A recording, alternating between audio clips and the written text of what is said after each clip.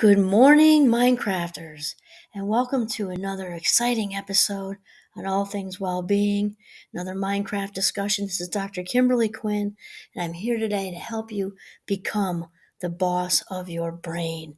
As thoughts come first and feelings come second, and then actions or behaviors last. This is the great news because thoughts dictate our feelings. We've got some control here. That's a great thing. By changing our thoughts, we literally change our lives. Okay, today is a chat on acquiring some rose-colored specks or shades. And just as we have been talking about in various different ways, positivity and optimism, very, very similar cousins, can be a choice and are a choice when we choose to commit to looking through, these rose colored, glasses. The whole world will look different. And I know that, sometimes people get annoyed when they see somebody that this looks like, they won they hit the happy lottery or something, right? And it's like they got like or the golden Wonka ticket for happiness. That's not how it works. That's not how it works at all. Happiness is absolutely a choice. And also, it's important to realize that it's that positivity and positive psychology and what we've been talking about also doesn't mean happy-ology. You get one of those Pollyannas who no one likes, right? Walking around and they're saying, "Oh, well, you lost your arm? Well, you do have another one, don't you?" No, we're not saying that. Those people are completely annoying. We're saying to look by looking through, making the choice to look through, a more colorful lens can make life way, way more pleasant. All right, so I got to start by doing a shout out to Breathe Magazine. Once again, this is a short little thing here, but it's worthwhile because sometimes making these little changes in our lives can end up really being big changes overall. And so, but again, I don't see any author here. So this author talks about thinking pink and looking through rose tinted glasses, how they can fill life with color. I mean, we know this to be true. And again, it comes down to choice. And so they start by saying, I used to roll my eyes whenever I witnessed what I considered to be over positivity. Perhaps it's to do with growing up in a damp climate, being brought up to expect rain. I've never treated sunny enthusiasm with the suspicion I thought it deserved. And then they say, I'm not alone. Many think there's something weird about people who are just a bit too happy, imagining them as fake, deluded, or even unhinged. That's kind of severe, huh? And even when someone temporarily wears rose tinted glasses, I've been tempted to snatch them away, dismissing idealized takes on life as pointlessly pink. So the author's, obviously talking about that annoying, Pollyanna individual. And the other thing is, genuine positivity can really be annoying to people who are miserable. And that's not our fault. That old cliche, misery loves company. We mentioned this before. That's just false. Misery loves miserable company. And so, once you kind of turned on, you've kind of flipped on the positive psychology switch, we become hyper aware, I think, no, I know of negativity. I know for me, I've got like a force field around me. Like I just, and it doesn't mean to not listen to a friend whose heart is breaking, like a really good friend whose heart is breaking. Obviously, that's what friendships about, relationships are about. We're not saying that. We're talking about the whiners, the negative Nellies, it always rains on my day off. Like there's a cloud conspiracy following them around and, just dropping rain when it's their day off. And I got that from Lorena LaRoche years ago. She is so funny. But it's true. There's just those whiners. And if you watch in your workplace or out in the world or whatever, watch how whiners attract each other like magnets. Like attracts like. And the positive, good vibes out there, we attract each other too. And there's strength in numbers, as they say. So when we start to choose to look through rose colored glasses and we attract more positivity, it becomes easier to be positive, and we develop almost just like a resistance to the negative. So on the Breathe magazine says again, I've heard people wax nostalgic about a past era when, supposedly, everyone was kinder and music was better, thinking I knew better because, unlike them, I refused to romanticize the past. I've witnessed others enthuse about a particular country or culture as if it's not equally as nuanced as one's own. I've listened to people ignore the bad of the world, focusing exclusively on the good, and thought myself superior for being able to see reality as it really was. Well, here's the thing. He's talking about Marty Seligman, father of positive psychology. He, real true optimism does have a splash of realism in it because again, it's not happyology, and Marty himself says that. Marty himself is very open about struggling with his own depression and how, and what it comes down to is we got to feel to heal, right? Got to feel to heal. Got to acknowledge and validate. Ignoring the truth really can lead to pathology, quite honestly. So it's not about ignoring how we feel or ignoring the past. It's about feeling, validating, and then moving on, choosing not to reside there. And certainly, if it's something happened in the past, it's over. Let it go. And we have to get to that place of let it go. We have to listen to another episode because I've done lots with that. Um, it's about making the conscious choice to shift out of that negative place and into a more positive one. We're not saying to ignore anything that isn't healthy. And then to use the strategies, the Mindcraft strategies that we're learning to shift out of that place into a much better place. And the more we do it, it's kind of like when you deposit into a savings account in a bank. It's a self-esteem deposit and a resilience deposit because each and every time we make these little decisions that overcome a negative moment or even a really big life thing that's resilient. We are then it makes it like a self-esteem deposit, resilience deposit, and we are stronger and better able to overcome that negativity the next time. And so Breathe Magazine continues and says, Yet I'm learning that I might be just as deluded as anyone else because life is often not the simple, cold light, so-called realists claim it to be.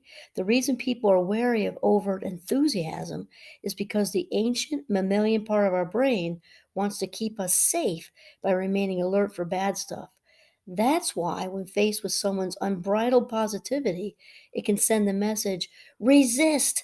If you forget to pay attention to trouble, something catastrophic will happen. That's just as unrealistic. I really like that the Breathe magazine person is talking about this. Obviously, this is a limbic system, and we've been talking about that a lot through this Mindcraft podcast. Why? Because it's anxiety headquarters, it's emotion headquarters, it's fear headquarters. And the Breathe magazine person is correct that we are actually wired in a very primitive or primal sense to think negatively, which means it's a heavier lift to think positively. And the reason is exactly what they're saying is that way back when we were walking around not totally upright and diving into caves and saber-toothed tigers are after us and things like that, we were wired to look for you know potential threats to our survival. So the limbic system, which gets a bad rap, is really just trying to keep us alive.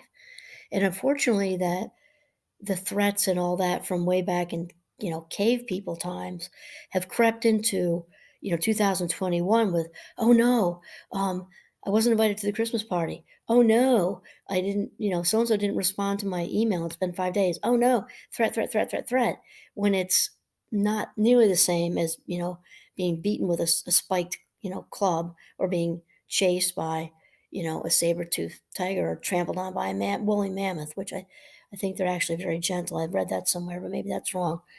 Um, Yes. So, and then they go on to continue, and taking a negative point of view means those lenses become charged with gray. So everybody listen up. That's so good. And taking a negative point of view means that lenses become charged with gray. We start looking at the world through gray glasses, then that kind of desensitizes us to anything. So maybe we're not as negative, but then we're not feeling the positive either. We're like walking around like flatliners. Then the Breathe magazine author says that I've discovered to my cost the effect of rain clouds on my psychological well being. It's why I'm now choosing to stand in the sun wearing my rose tinted spectacles. I'm learning that doing so raises my level of joy. Amen. Totally. As long as I'm aware that's what I'm doing. As long as I'm aware that's what I'm doing. Awareness is key. Why not, after all, wax nostalgic about the past, knowing full well it was more complex than that? Why not wildly exclaim, take a constant positive outlook, risk being seen as insanely unhappy? If we garner suspicion from others, well, so what? Let's color each day with pink. Perhaps right now, it's exactly what we need. So, if you just heard that, just that last little bit by Breathe there, we're talking about reframing, and this is one of my favorite skills there is because it's what gets us through. Resilience is what we're talking about too. It's what gets us through life, the bounce back. And some of you have heard me talk about skills versus talents and why I'm such a much larger fan of skills. Because, wouldn't it be fun to be Nadia Comaneci or, Michael Phelps or Mozart or whomever who's got this, the clouds parted and dumped tons of great genes into their gene pool? Wouldn't that be fun? Wouldn't that be great? And we're not saying that they don't. Obviously, Olympians have fantastic talent and grit and skill, all of it. They've got it all. Those who like the Mozarts and the Michael Phelps, though, there's obviously a lot of just pure talent there and skills all on their own. I'm such a big fan because we can make the choice, no matter who we are, no matter what limitations, we can make the choice within what works for us to improve.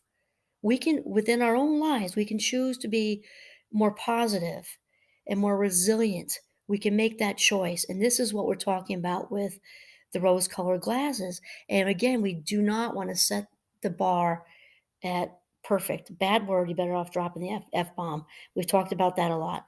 We set the bar, do our best. So if we are more positive today than we were yesterday, fantastic. We're more mindful today than we were yesterday, fantastic.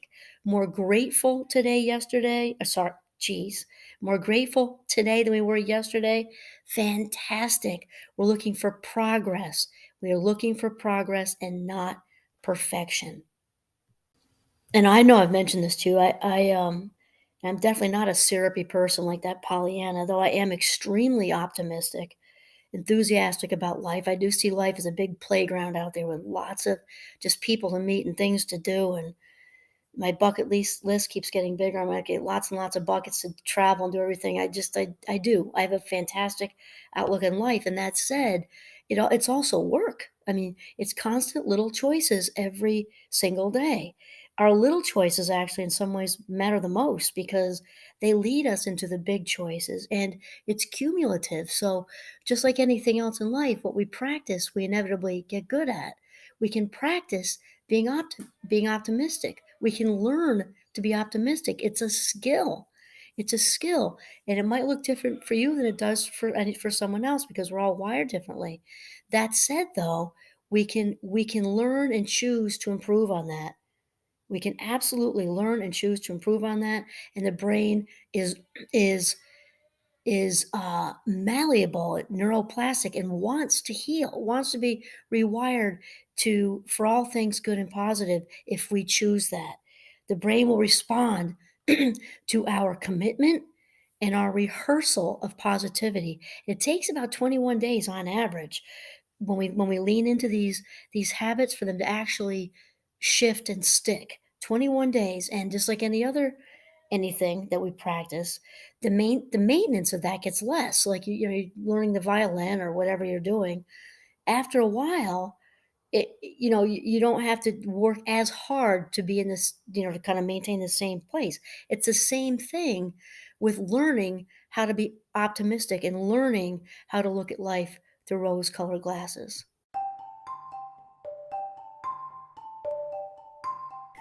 And you know what? If you wind up being one of these wonderfully optimistic people and other, a handful of others find you annoying, because it's only the super negative Nellies that are going to find you annoying, then you know what? I say good for you, because maybe maybe they will, because it's not you being annoying, it's them finding you being annoying, right? You're being positive, excuse me, and enjoying your life. It's about them. Just like anything else, when anyone says anything to us, it's all about them, 99%. So it's that person's own misery that's really annoying them, not you. And so, if you're a wonderful example of such a positive outlook on this world, because there is so much good going on, despite the bad stuff out there, and the good is prevailing, of course, always will. And the thing is that I guess you can just maybe give yourself a pat on the back, because the fact that they're annoyed with your positivity may end up in them joining the ranks of the good vibes. Wouldn't that be great? One more for the Minecraft Club. Awesome. What a great note to end on. Stay positive. This is Kimberly Quinn signing off from Northern Vermont. Have a mindful day.